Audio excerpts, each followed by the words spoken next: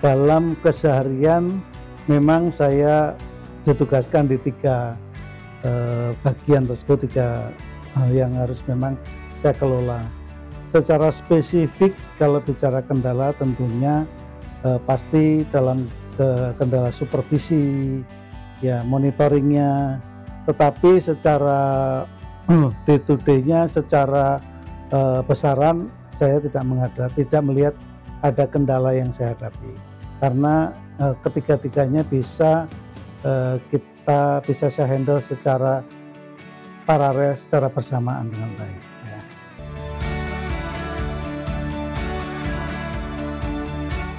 Di PT LAN ini dapat kita lihat bahwa LAN ini adalah perusahaan teknologi, ya, di mana teknologi itu tentunya perubahannya sangat cepat dan itu mempunyai tingkat kompetisi yang tinggi dengan perkembangan teknologi di luar.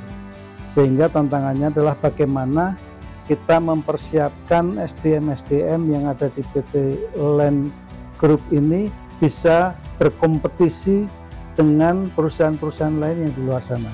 Kami mempunyai beberapa program yang terus kami lakukan untuk meningkatkan kompetensi pegawai PT LAN. Misalnya, kami secara formal membekali mereka dengan training, mereka dengan ikut seminar, workshop di luar negeri, atau kita kerjasama dengan prinsipal, mereka attachment di kantor-kantor prinsipal di luar negeri, atau juga mereka melakukan secondment di perusahaan-perusahaan internasional di luar negeri.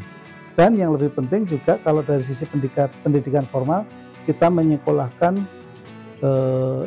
talenta-talenta terbaik kita untuk ambil S2 bahkan S3 di luar negeri. Ini tentunya beberapa program tadi untuk mengejar ketertinggalan dari sisi kita dan meningkatkan kompetensi karyawan itu sendiri. Kita tidak bisa tentunya menyamakan penanganan genset dengan era saya di masa lalu.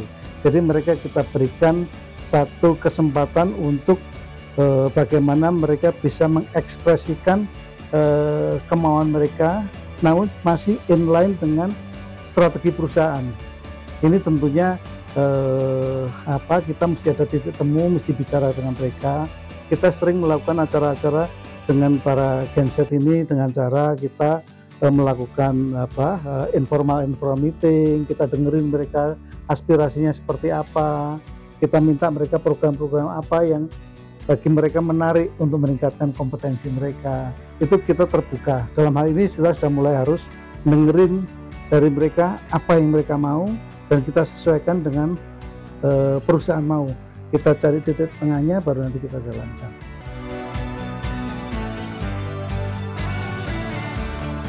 Kami tentunya mempunyai beberapa teknologi yang bisa mendukung pengembangan SDM.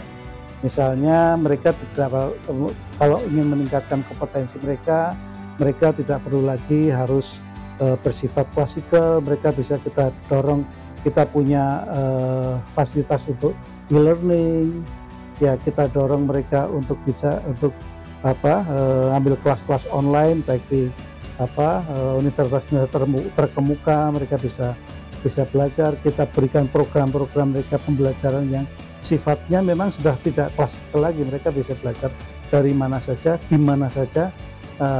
Bekerja pun demikian, mereka bisa secara bebas mereka bisa bekerja dari mana saja.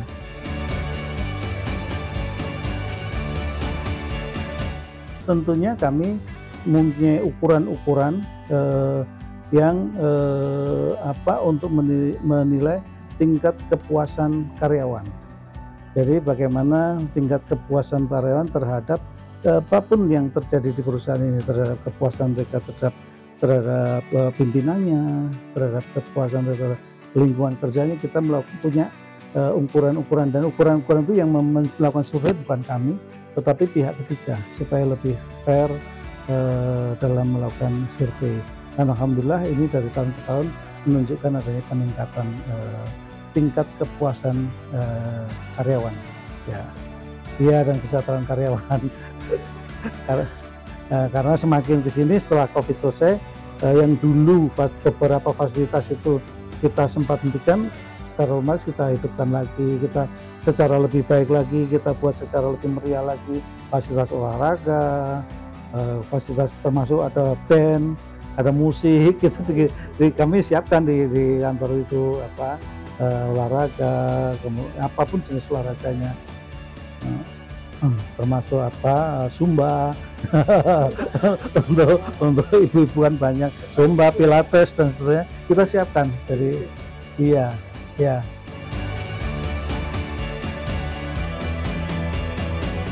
Saya ada banyak penghargaan ya yang terkait dengan bidang HC ya. Setahu saya sudah ada 4 award yang saya terima sebagai pribadi. Saya 2, perusahaan sudah 2 yang memang ini baru kalau ini yang saya sampaikan selama 4 tahun ini ya. Kan 4 tahun ini sempat ada, setelah COVID itu sempat berhenti ya, nggak ada penghargaan kalau misalnya saya. Iya. Nah tapi setelah itu 2 tahun ini saya mendapat beberapa penghargaan yang terkait dengan human capital baik untuk perusahaan maupun untuk pribadi sebagai Direktur SDM.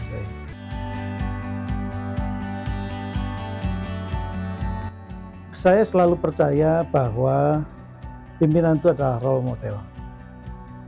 Iya, kita melakukan apapun kita selalu dilihat oleh karyawan kita apa yang kita lakukan.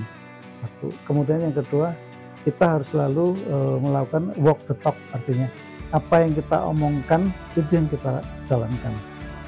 Ya, jangan sampai kita jadi pemimpin itu kita tidak menjalankan apa yang kita omongkan, hanya bisa ngomong tapi tidak bisa menjalankan. Itu penting bagi kita. Yang ketiga sebenarnya kita harus trust, membangun kepercayaan supaya kita bisa percaya kepada karyawan bisa saling percaya antar mereka. Ya kita harus dimulai dari kita. Itu kunci bagaimana kita membangun kepercayaan, kemudian membangun integritas di kalangan karyawan.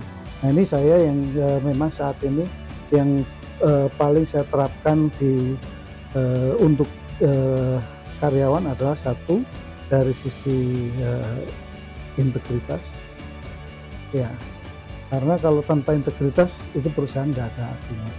Nah jadi harus kita mempunyai integritas yang tinggi supaya perusahaan ini bisa sukses.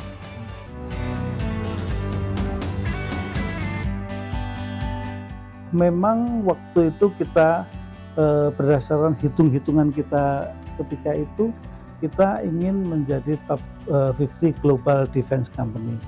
Namun demikian dalam perjalanannya itu ternyata ada COVID yang tentunya dampaknya cukup besar, ya cukup dahsyat. Nah ini membuat semua asumsi-asumsi yang ada itu bergeser. Tetapi alhamdulillah di akhir tahun 24 ini posisi kita kurang lebih sekitar di top 70, di top 70 besar ya 70 besar. Harapan kami berdasarkan kalkulasi itu, hitung-hitungan kami mungkin akan bergeser ke tahun 2027 menjadi top 50 global ya. Ini tentunya kami juga melakukan semua simulasi berdasarkan asumsi-asumsi yang kami lakukan. Nah, mudah-mudahan di tahun 2027 kami bisa mencapai top 50 global company. Dan saya rasa dengan posisi kita saat ini, dukungan dari Bapak Menteri Pertahanan, Bapak Presiden, ini yang ini saya yakin industri pertahanan dapat mencapai itu.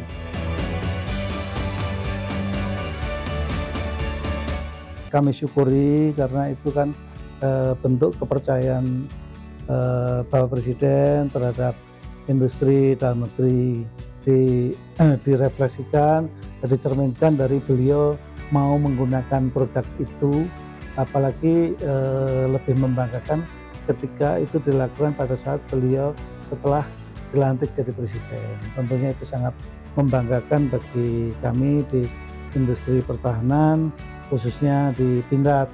Jadi memang karya anak bangsa ini bisa digunakan oleh presiden Bahkan setelah beliau inaugurasi pelantikan, itu sungguh membanggakan. Dan tentunya kita tidak bisa diam, kita harus menjawab tantangan Presiden untuk menjadikan mobil itu sesuai dengan keinginan beliau. Banyak sekali yang saat ini kita persiapkan untuk mengejar ketertinggalan itu. Kami juga mendapat pesanan misalnya untuk pembuatan drone, ya kan, pembuatan radar, dan kemudian pembuatan beberapa termasuk satelit pertahanan.